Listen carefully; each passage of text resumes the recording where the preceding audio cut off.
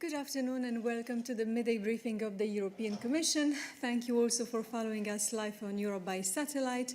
Today is Wednesday, 20th of September. As you know, President von der Leyen is this week in New York attending the UN General Assembly and other related events. She is there accompanied by many members of the college.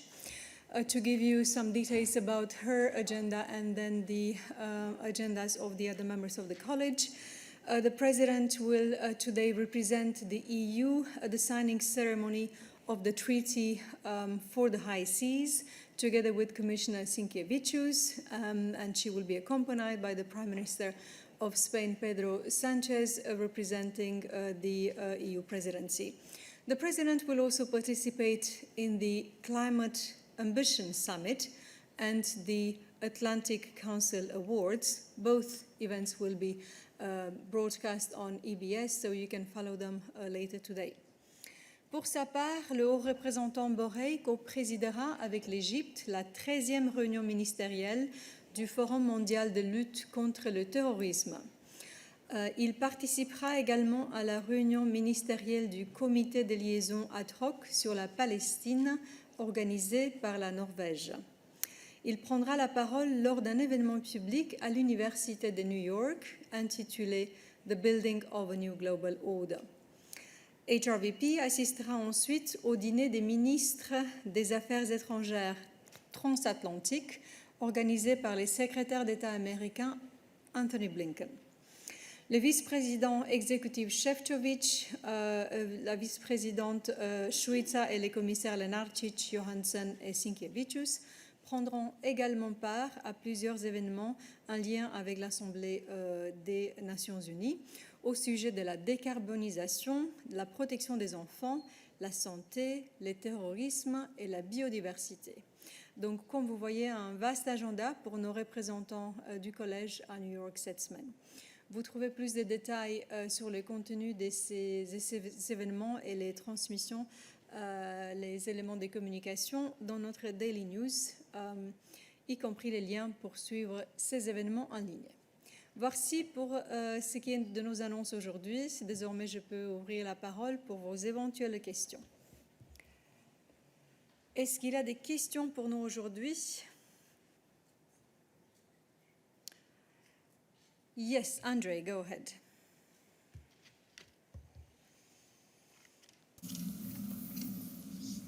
I have a question about the so-called visa for bribes scandal. There is two letters, one from the Commissioner Johansson to the Polish Minister of Foreign Affairs, and the second one is the letter from Polish former prime ministers to the President of the Commission. Can you confirm this? Letters. Thank you very much. Anita. Thank you. I will need to check and come back to you on this. On the letter to the Commission? On the letters that you mentioned to the Commissioner, yeah. Thank you. Any other questions? Yes, Andre. Do you have any information about this situation? Can you confirm that the level of this issued visa were higher in the last months? What I can tell you, Andrzej, is that we're following the recent media reporting about these alleged cases of fraud and corruption very closely. And these allegations are very concerning and give rise to questions regarding the compliance with the EU law. And this is why Commissioner Johansson wrote a letter to the Polish authorities to ask for clarifications.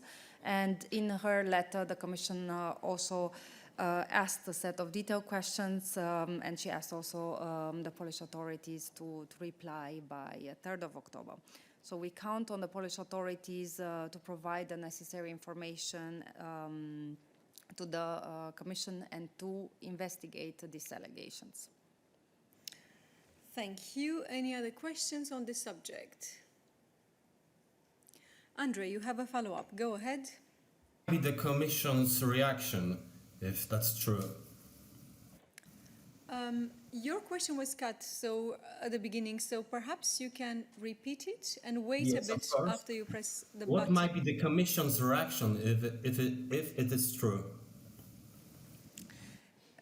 Nice try, Andrzej, but as you know, we will not speculate, as we have said, and as the Commissioner expressed in her letter, we have asked for clarifications, and we count on the authorities to fully investigate these allegations.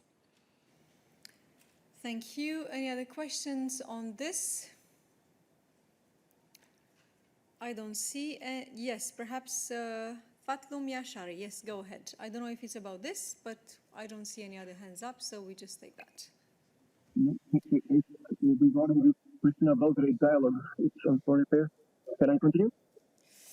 We cannot hear you very well, so I already understand that it's not for Anita, but it's foreign affairs. But if you could repeat, perhaps speak slowly for us to try to understand the gist of your question. Okay. I have two questions.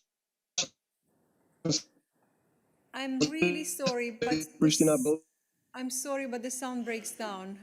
So perhaps you try to reconnect. I know that it's Pristina dialogue, but we didn't get anything from your question. So unless you can sort out your mic issue, Peter, who is the spokesperson in charge, will revert to you bilaterally after the midday briefing. Any other questions today, Mose? Okay, thank you, Dana. Well, you mentioned in the beginning the agenda in New York in connection with the United Nations Assembly, the many meetings, and one, I think, major meeting took place on Monday, perhaps initiated by Saudi Arabia on the peace process in the Middle East. I think it was called Peace Day effort, and about 30 countries were present, including some EU member states, and also, of course, the High Representative Josep Borrell. And it was obviously about what, among others, EU and other countries will offer Israel and Palestinians in case they will resume the peace talks and agree on a comprehensive settlement. Which seems a bit unrealistic now, but I wonder if you have any comments on that, and if Acting Service issued any statement on it, and if the old idea about confidence-building measures, which I think EU tried in the past to promote, if that's still, let's say, on the agenda. Thank you, Mose. Peter? Thank you, Mose. Well, everything what the EU offered in the past and what the Arab partners offered in the past is on the table, and this was exactly the framework of this Peace Day effort launched by the European Union, the League of Arab States, Egypt, Saudi Arabia, and Jordan. The idea was to give a new international impetus to the efforts to renew Middle Eastern, the peace talks between Israelis and Palestinians, because we see, and all the international partners see, the deteriorating situation for the people on the ground. So they took the initiative to reinvigorate the process with this new impetus, to give a new impetus in order to provide support and create necessary conditions for both sides to finally restart their engagement. So this was the idea behind this Peace Day effort, and this is what we will be now trying to work out, as outlined in the joint press statement by the participants and in the press lines in the press remarks by High Representative. We published it all. It's on EAS website. So there is a very detailed sequencing of steps and contributions from the side of the partners who were participating in this. And of course, this whole initiative is meant to be open for other international partners to join and build on what they have offered so far as an incentive for the renewal of the Middle Eastern peace process. Thank you, Peter. Any other questions about this topic? I see no hand up, so thank you so much, Peter. Any other questions for Peter on topics that he covers, external affairs? Also not the case, so thank you. Any other questions for us today? Gregorio. Hi, Dana. Yeah, it was a question Peter, I believe, and it's on the Nagorno-Karabakh. Yeah. So I wanted to ask whether the president still holds that Azerbaijan is a reliable and trustworthy energy partner, as she said in July, and what is the Commission's response to the European Parliament's call for sanctions in relation to what is happening in Nagorno-Karabakh? Many thanks. Thank you very much, Gregorio. As you have seen, HRVP yesterday published a statement on the events in Nagorno-Karabakh. The President retweeted that statement. That is the position that the Commission takes at this point in time regarding what is the situation there and our calls for everybody to calm the situation down and to stop the violence.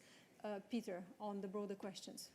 Thank you. Just to add on your question regarding sanctions, sanctions are a tool of the EU's foreign policy that is formed by the member states. So whenever the EU makes a decision about sanctions, it's a decision by the member states taken in unanimity. But when it comes to the ongoing developments in Karabakh, the member states and also international partners are dealing with it very intensively.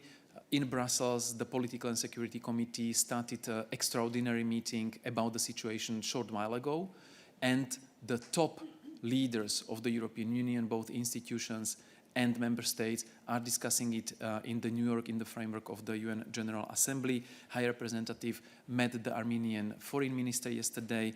We noted already, we are taking note of the latest announcement by the Azerbaijani Ministry of Defense that an agreement was reached for a ceasefire and cessation of the hostilities. So we hope this will be followed up on the ground. We expect immediate cessation of hostilities, and we also expect that Azerbaijan stops the current military activities. Of course, it is very important that this current military operation is not used as a pretext to force the exodus of the local population from Karabakh, of the Karabakh Armenians. And it's also important to urgently return to the meaningful and honest and genuine dialogue between Baku and the Karabakh Armenians. We also took note of the announcement that such meeting should take place, if I'm not mistaken, on the 21st of September. That means tomorrow. So the European Union is watching the situation very closely, and the member states will decide next steps in this context as we see the developments unfolding on the ground. Thank you, Peter. Any other questions on this subject? Oliver, go ahead.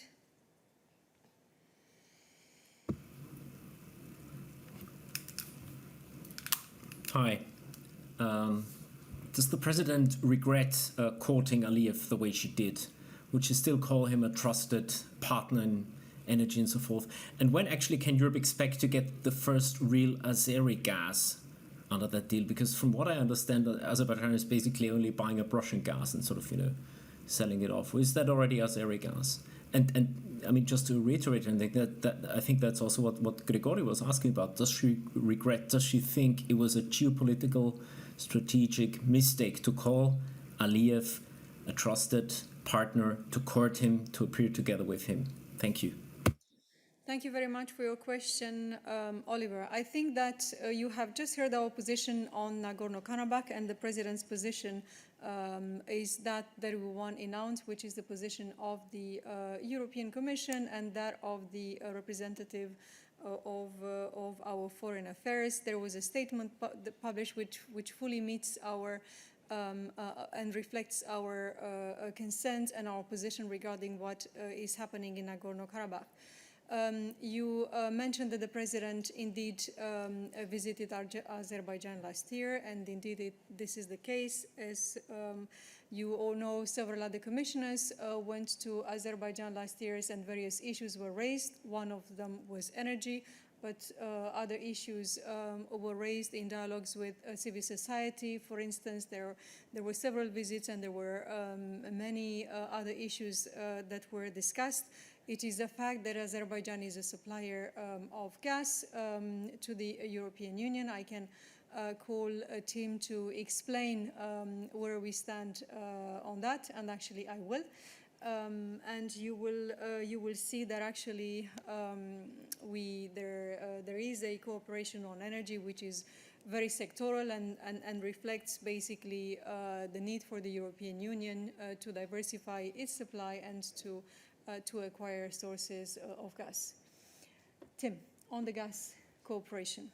Yeah, I can keep it pretty short, Dana. So just to provide the data, so gas supplied from Azerbaijan represented around 3% of the total EU gas imports in 2022 compared to 2% in 2021.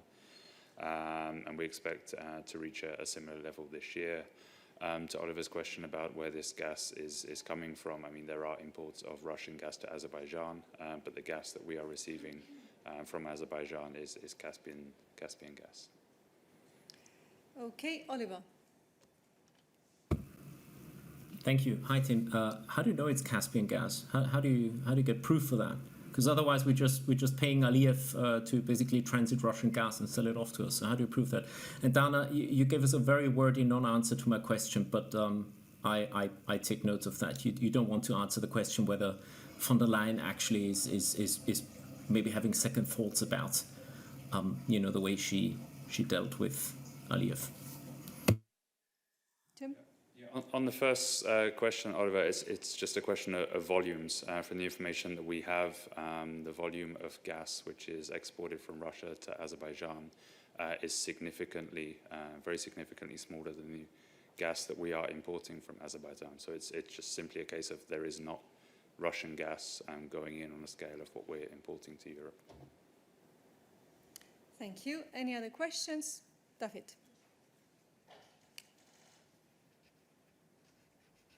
Yeah, for Tim. In terms of the energy, the input from the EU side in terms of visiting Baku, the energy diplomacy, all the memorandums signed with Azerbaijan, with Aliyev and the ministers, you're saying that the imports are not increasing.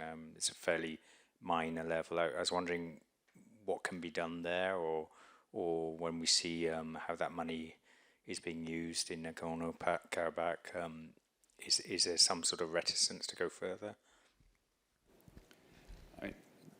I think I can give you the data in a slightly different way just to show the evolution. So I said it's gone from 2 to 3%, just to give you an idea of the overall scale of our overall gas consumption. In terms of the specific data, so we imported in 2021 around 8 BCM of gas from Azerbaijan. In 2022, it was 11.3 BCM. So there's an increase, but it's a significant increase in terms of BCM. But in terms of our overall share of gas, I was giving you the kind of smaller figure there, smaller increase. Thank you. Any other questions on the subject? I do not see any. So thank you, Tim. And I think Peter should stay on stage because we have another attempt to get a question on the Pristina dialogue. Yes, let's take Fatlum Yashari. Hello, can you hear me now? Sounds better. Thank you. Go ahead. Thank you. I have two questions for Peter. The first one is about the proposal on the sequencing of implementation of the Brussels Agreement and Ohrid Annex. Is it or does the European Union consider it the final proposal, or parties can still discuss and change something on it? And second one is about the measures against Kosovo. Are these measures exclusively related with de-escalation process, or they are beyond the de-escalation process and related with the results on the dialogue? Thank you. Thank you, Fatlum. All the answers are contained in the statement by 27 member states issued yesterday from New York. The member states were very clear what they expect both parties to do. The member states were outlining very clearly what is the way forward and what are their expectations from both sides. So it's up to Serbia and up to Kosovo to make sure and to gather their best efforts to move forward. So we will not go into details. Again, we are not conducting negotiations out in the open. We have EU-facilitated dialogue as a specific platform to conduct the negotiations, to facilitate Serbia and Kosovo, to facilitate the dialogue between Serbia and Kosovo and help them to find way and the necessary compromises to achieve the normalization of their relations. So the EU expectations, as they stand now, are very clearly formulated in this statement by 27 member states issued yesterday, and the intention of the European Union is to continue to conduct the dialogue where it belongs. And that means behind the negotiating table and not out in the public, not out in the media. Thank you. Do you have a follow-up question? Let's take that. Just a short follow-up. I'm asking specifically if this proposal by European Union is the final one. Can parties still discuss and change something on the proposal of the sequencing of implementation of the agreement? Thank you. Thanks, Fatlum. The parties know very well what they are expected to do in order to advance both on the dialogue, on normalization of the relations, and to advance on their European road, because these two processes are linked together. And again, the statement of the EU is very clear when it comes to our expectation as community of 27 member states, our expectations from both sides, how they should behave, what they should do, how they should approach the dialogue. Any other questions on this? I don't see that. Any other questions for Peter on other subjects? Tommaso, go ahead. Yes, thank you, Tommaso Gallavotti, di Kronos Italy. It's just a question about Tunisia, if I may. I'm not sure it's for Peter, maybe it's for Nabila, but it's about the possible naval mission which the Commission is exploring. I mean, in Italy there are talks of a possible naval blockade to stop the boats coming from Tunisia to Lampedusa. I just wonder if this kind of muscular operation is feasible for the EU, or would it be something different? Thank you. Thank you. It's for Peter indeed. Thank you, Tommaso. Without entering into speculations and without commenting on the various ideas and proposals flown around in the national context, I can only recall the procedure and the rules within the European Union when it comes to missions. The missions are an instrument of the common security and defense policy, and as such are agreed by member states. That means the decision about any kind of mission, launching a mission, stopping a mission, adjusting a mission, defining the mandate, the tasks, area of operation of the mission, is in the hands of the member states. This is a decision for the member states to discuss, shape, decide. It's something in the hands of the member states that they agree these issues. The light is on. Okay. So bad. I forgot what I said, but it sounded good. Should I retry or the other? So let's hope this one will be audible. So once again from the start, without going into details of whatever is being said in the national context on various proposals, I can recall how things related to EU missions work in principle. The EU missions are instrument of the common security and defense policy of the European Union, and as such are being agreed and decided on by the member states. So it's in the hands of the member states if they decide to launch a mission, to phase out a mission, to adjust a mission, to define the mandate of the mission, redefine the mandate of the mission. This is a decision in the hands of the member states that it's taken by unanimity. So it's not for us to comment ideas in the national debates. For us, it's important if the member states sit together, if they decide something in the atmosphere of confidentiality and consensus, meaning any decision is taken by 27 member states in unanimity. Thank you. Any other questions on this topic? Is it about this? Go ahead. Hi, Peter. Oliver Verhaly has given an interview in La Stampa today. I'm sure you've seen it, where he's talked about the European naval mission and talked about them involved possibly in the detection phase, providing data using radar. I wonder if you have anything to say about that, and also Over the weekend, there was mention of the refitting of 17 naval vessels. Can you expand on that? Are they Tunisian? What were they used for before, and what will they be used for? Thank you. Thank you. Thank you. The second one I will leave to Anna. The first one I can only repeat that any decision about any EU mission is in the hands of the member states, and this decision is taken by unanimity of 27. Will make the decision about any mission and about any mandate of that mission. I think we have a few questions in the chat that could be also about the mission. So I invite you to stay, hoping that both mics work. David, go ahead. Yes, thank you. Can you see me? Yes, you can. Peter, have you received any request to start working on a mission and a maritime mission for the central Mediterranean? Thank you. Yeah, mic doesn't seem to work, so you will need to share. Thank you, David. As you know, the discussions, the processes, and work in the Council is confidential among the member states. So I'm not at liberty to say what kind of proposals might have been submitted, not might have been submitted, and what is being discussed in the Council. I can only say that as of now, there is no decision about any EU mission being taken and adopted by the member states. Any other question about the same subject? Lorenzo, go ahead. Yes, thank you, Dana. It's for Peter.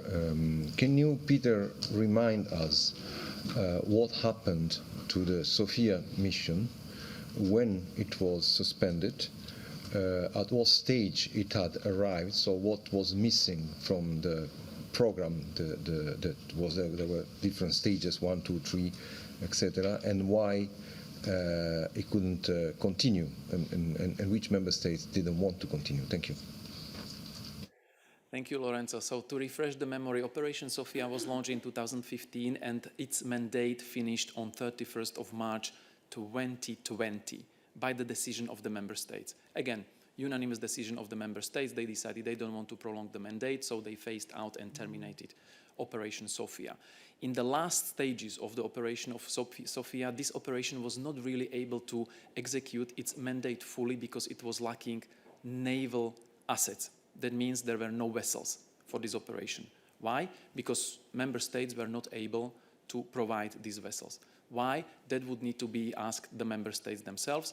But in light of that situation, and of course there were disagreements about the disembarkation arrangements of the people rescued on the high seas. So in light of these circumstances, the member states decided not to prolong the mandate of Operation Sophia beyond March 2020, and they decided about stopping this mission. Thank you. David, you have a follow-up question? Go ahead. Yes, thank you, and thank you, Peter, for your memory. Can you remind us also why the phase 3 of Operation Sophia was not launched, and what was foreseen for the phase 3, since some important people, I would say, in Italy, is saying that phase 3 was a naval blockade of migrants. Thank you. Again, not really for me to comment on various interpretations in national context, but I can only say whatever the operation does or doesn't do depends on the member states. Either if they defined and how they define the mandate, and then how they provide the necessary capacities and assets for the mission.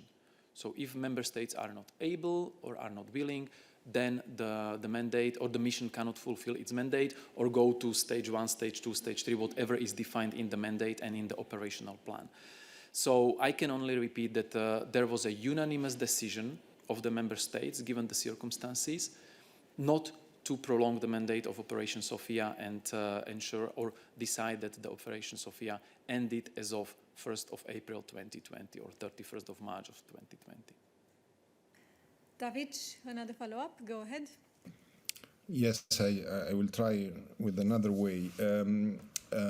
Stage 3 was not launched because you needed the consensus of the Security Council of the UN, but also of the member state involved, which was Libya, in fact, for Operation Sophia. So I'm wondering if my question basically is, would a naval mission by the EU would be able to enter in national water of third countries without the authorization of this third country? And the second question, would this mission, any mission of the EU, civil or military, would be obliged to save migrants at risk and would be able to send back migrants in countries that are not considered safe, as Libya, for example, and Tunisia is a more open question. Thank you.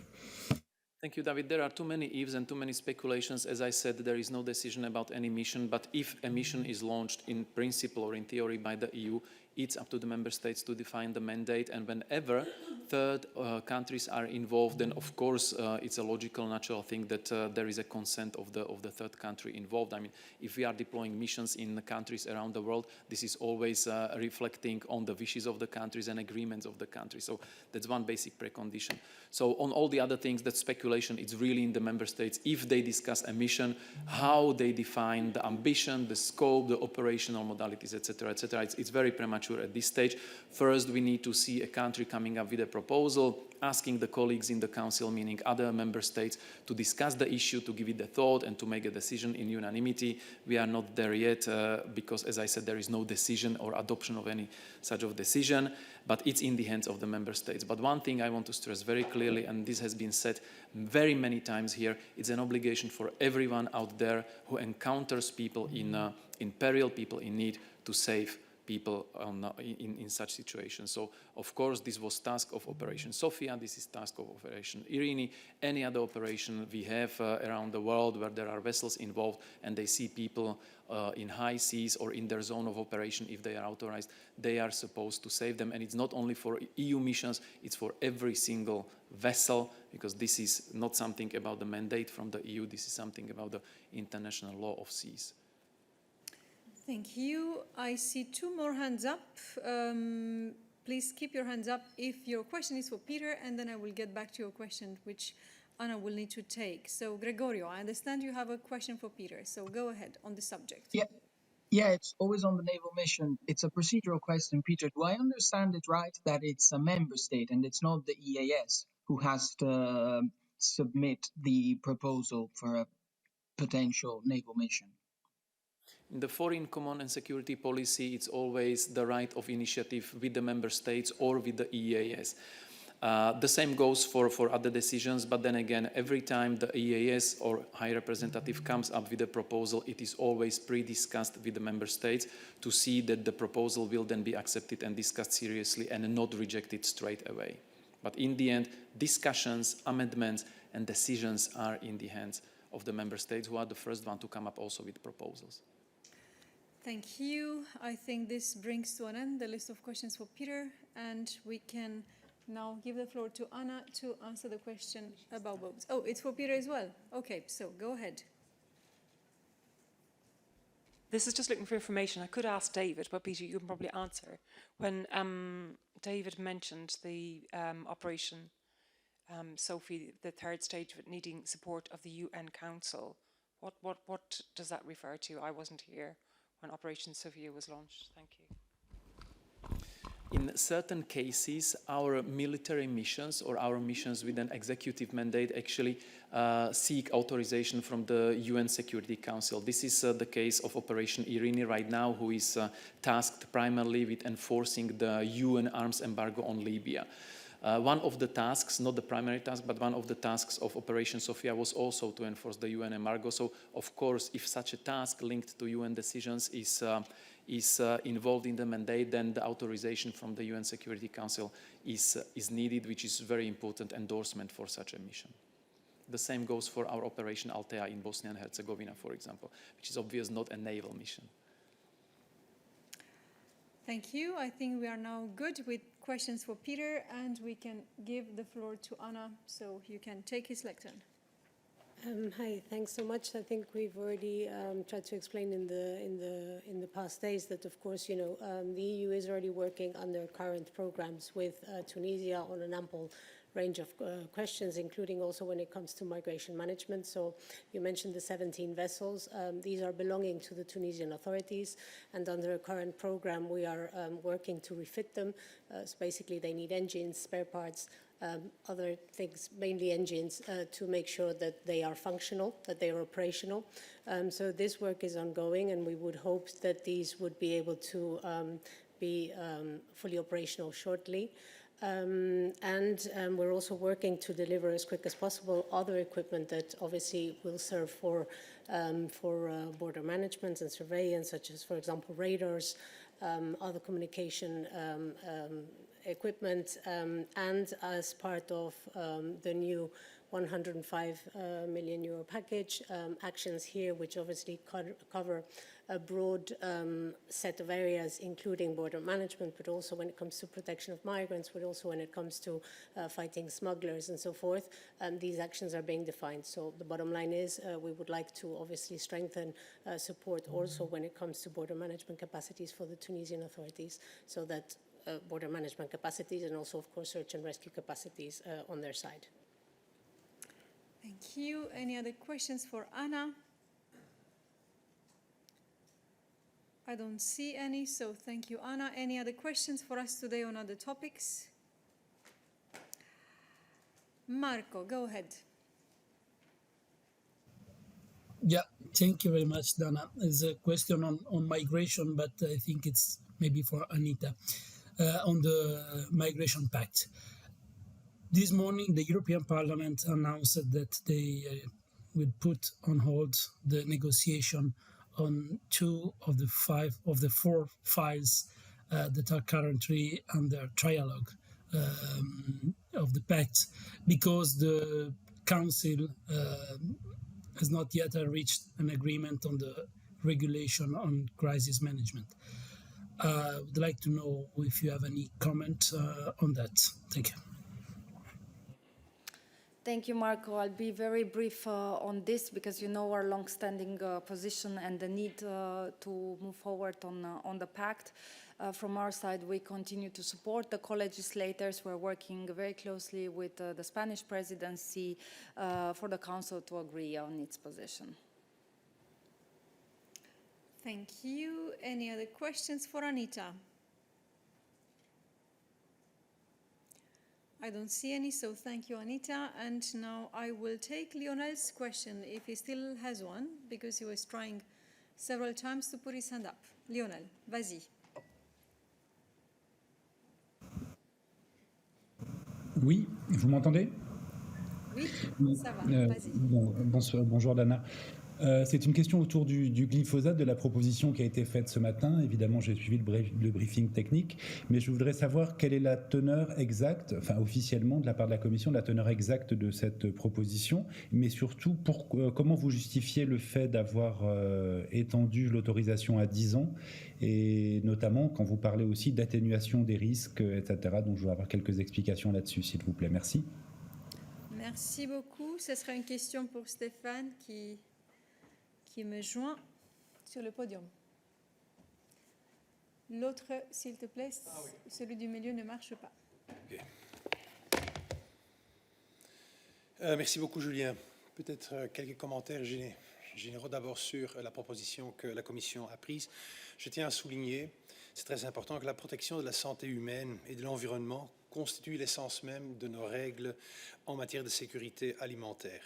Et donc les décisions que nous prenons ici à la Commission sont toujours fondées sur des données scientifiques solides, sur des éléments scientifiques solides.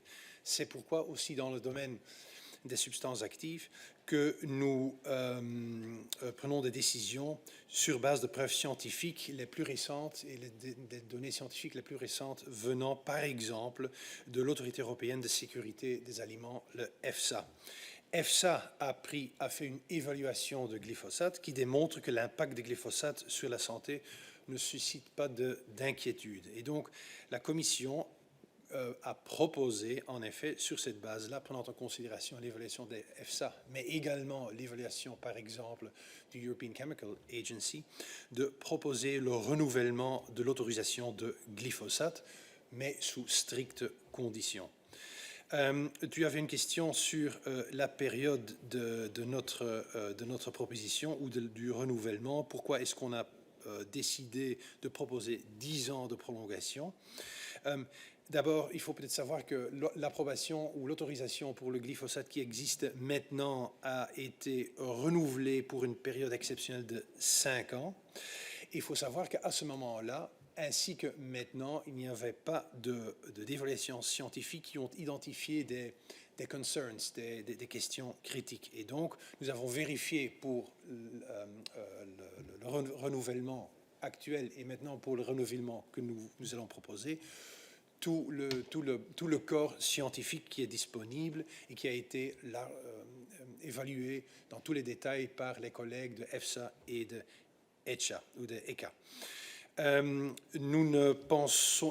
En même temps, nous devons bien nous rendre compte du fait que la science ne s'arrête jamais et donc nous devons continuer à suivre de près toutes les évolutions scientifiques et nous avons donc essayé de trouver un équilibre entre d'une part la masse de données scientifiques qui soutiennent, je pense, la décision que la Commission a prise d'une part, avec la possibilité que des nouveaux éléments scientifiques peuvent apparaître.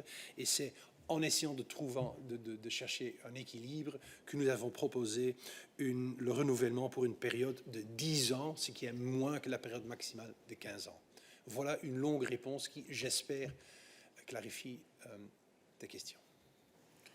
Merci beaucoup. Question de suivi, vas-y. Quand vous parlez d'atténuation des risques, qu'est-ce que cela veut dire dans la proposition ? Nous avons identifié dans notre proposition de renouvellement quelques conditions strictes qui doivent être respectées. Tu vas trouver d'ailleurs toutes ces conditions sur notre site. La proposition de la Commission a été publiée. Il y a par exemple des conditions concernant le fait qu'on ne peut pas utiliser le produit comme un desiccant, donc contre la humidité, je dirais, dans le cas du pre-harvest. Et vous allez trouver toute une série de conditions que nous avons établies pour accompagner l'utilisation de ce produit. Voilà. Merci beaucoup. Est-ce qu'il y a d'autres questions pour Stéphane? Je n'en vois pas. Est-ce qu'il y a d'autres questions pour nous sur d'autres sujets? Ce n'est pas le cas non plus. Donc, merci beaucoup et à demain.